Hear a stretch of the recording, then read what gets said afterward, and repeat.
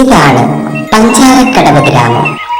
പുഴകളും നദികളും അരുവികളും കുന്നുകളും മലകളുമുള്ള അതിമനോഹരമായ ഗ്രാമം. പഞ്ചാരക്കടവ് ഗ്രാമം.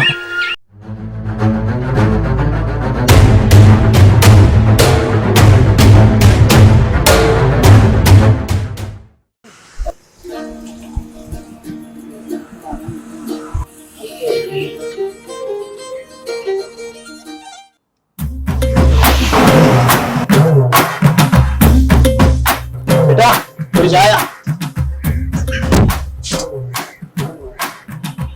കട്ടനേ ഉള്ളൂ. എന്നാ കട കൊടുക്കാൻ താമസിക്കും? വരണവന് നമ്മുടെ പട്ടാളത്തിൽ നിന്ന് വന്നു. എന്താ തള്ള ഭാര്യ ഒന്ന് സമ്മതിക്കണം.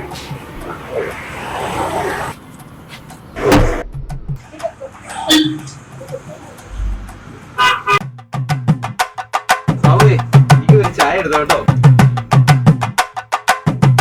എന്നിട്ട് ആ പട്ടാളം എന്തിയെ? എന്റെ ഭാഗ്യത്തിന് ആ നാരായണത്തല്ലേ കണ്ടു, രക്ഷപ്പെട്ടു. അതുകൊണ്ട് ഒന്നാമത് ആ തള്ളക്ക് വയ്യാത്ത, ആ തള്ളയും കൂടി ആ തള്ളി കേട്ടാ പിന്നെ പറയണ്ട, നേരെ തെക്കോട്ട് എടുക്കും. അത്ര സാധനം സമ്മതിക്കണം.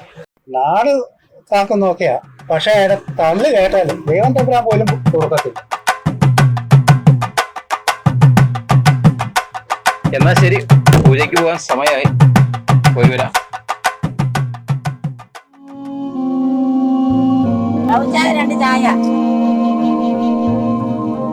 എങ്ങോട്ട് വരാതെ രാവിലെ?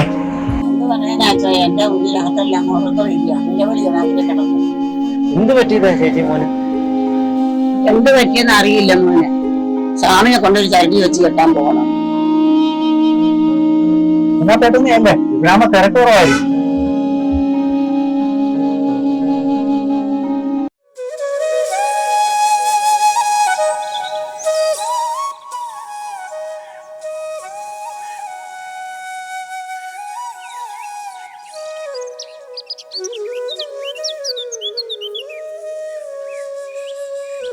കയറി വന്നോളൂ,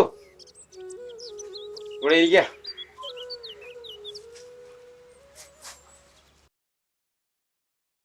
എന്താ ഇയാളുടെ പ്രശ്നം? 3-4 ദിവസം കൊണ്ട് മോന് ഉറക്കമില്ല.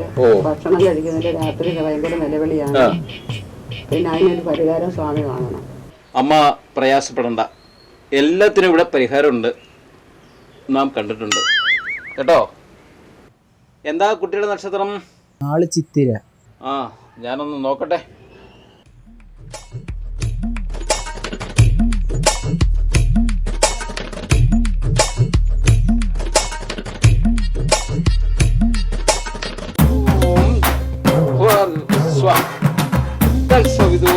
അമ്മ പേടിക്കണ്ട, എല്ലാത്തിനും ഇവിടെ പരിഹാരമുണ്ട്.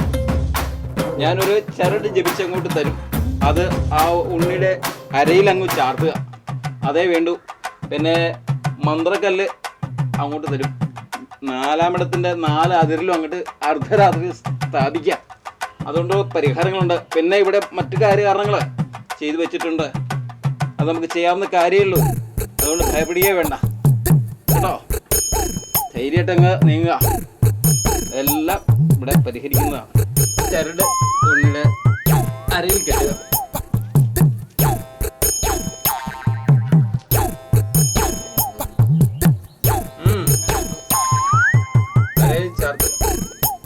ഉയർത്തി തന്നെ കെട്ടിക്കോളൂ, അരയെ കെട്ടിക്കോളൂ.